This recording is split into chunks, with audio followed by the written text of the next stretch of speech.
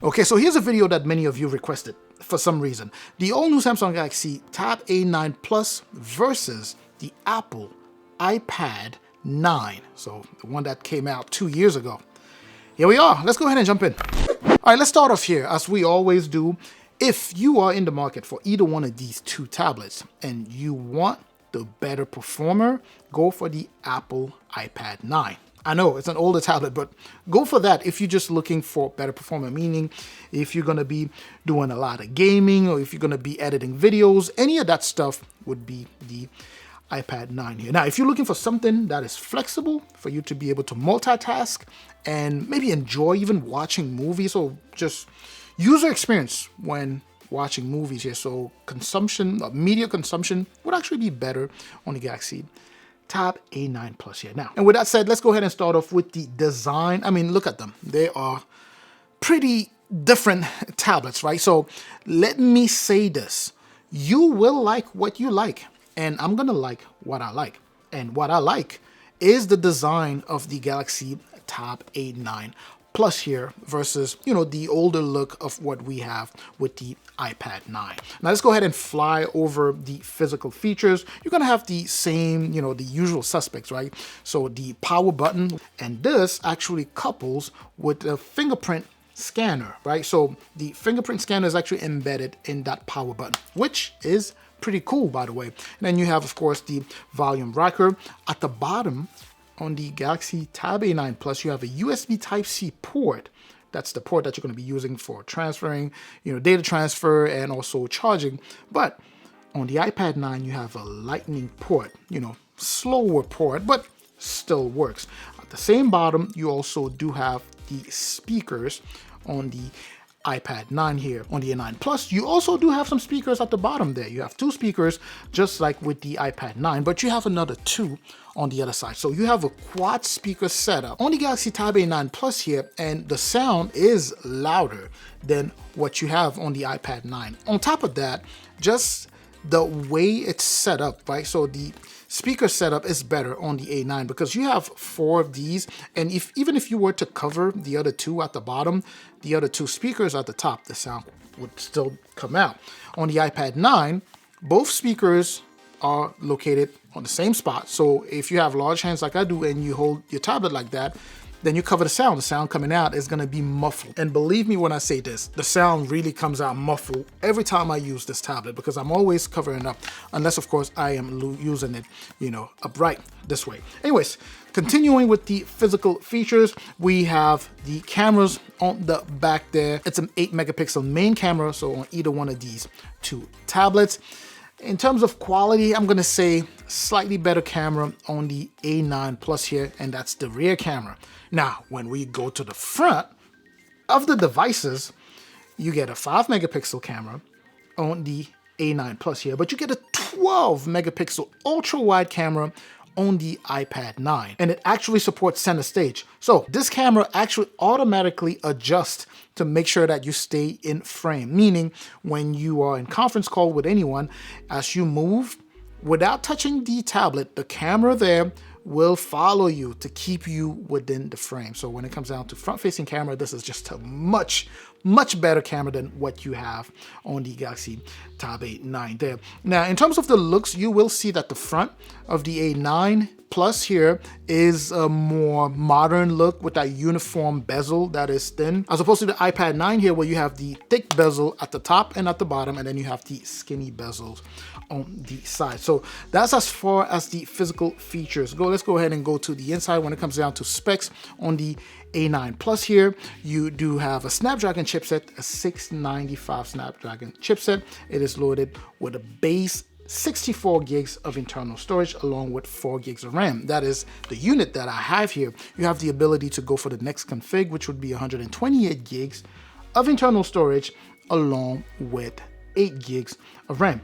On the iPad, what I have here is also the base 64 gigs of internal storage along with 3 gigs of RAM. Now, here's one main difference. On the iPad 9 here, you do not have the ability to expand that internal storage. So if you bought 64 gigs, the base one, 64 gigs of internal storage. That's all you get, 64 gigs of internal storage minus any of the storage or any of the space that the system takes. Whereas on the Tab A9 Plus here, if you buy 64 gigs, you have the ability to expand that internal storage at up to 1 terabyte using a micro SD card. So that's something that you should keep in mind there. But anyway, so going back to the iPad 9 here, so you have 3 gigs of RAM, 64 gigs base internal storage, and it is loaded with an Apple chipset or Apple Silicon, which is the A13 Bionic chipset, which is a pretty powerful chipset, especially in the world of budget tablets, right?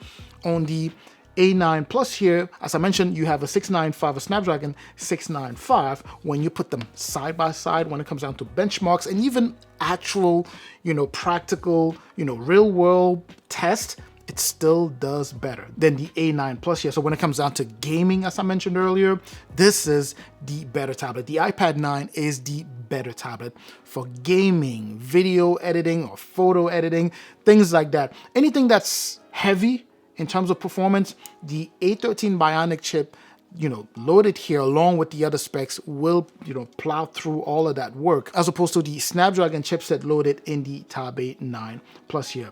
With this being said, one thing that the A9 Plus does have that the iPad does not is you have support for Samsung DeX, which is of course the program that kind of turns your tablet here into a mini computer or a mini laptop, right? So you're able to toggle between multiple windows, do multiple things at the same time. So when it comes down to multitasking, without a doubt, the Tab A9 Plus is a better tablet because you are very limited with what you can do when it comes down to multitasking with an iPad. Now let's go ahead and move on to display. The iPad 9 here is loaded with a 10.2 inches display versus the 11 inches display that we have with the A9 Plus. When it comes down to how sharp it is, keep in mind that the A9 Plus is a TFT display as opposed to an IPS display that we have on the iPad 9 here.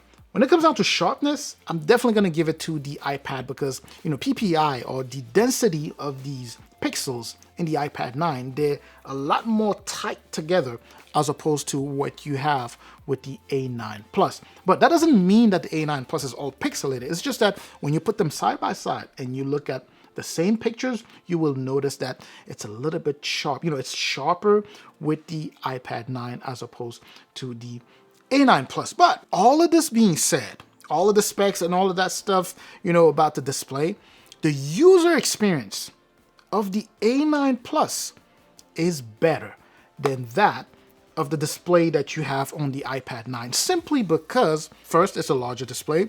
You have that modern look, right? A uniform bezel, as I mentioned earlier, and things here, the aspect ratio, right? You have kind of that wide angle, look when you're watching movies, much more, and I truly mean much more enjoyable on the A9 Plus here, because on top of the way the display is, the uniform bezel, how thin it is, the modern look, and all of this good stuff, the display itself is laminated, right? Meaning there's no gap between the display and, or between the top of the tablet here and the display inside, which is something that we have with the iPad 9.